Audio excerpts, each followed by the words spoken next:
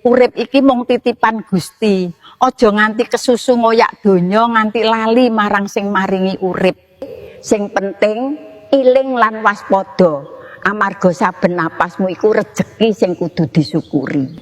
Manungsa bisa nyoba nanging Gusti sing netepake. Yen uripmu abot, aja nyalahke sapa-sapa.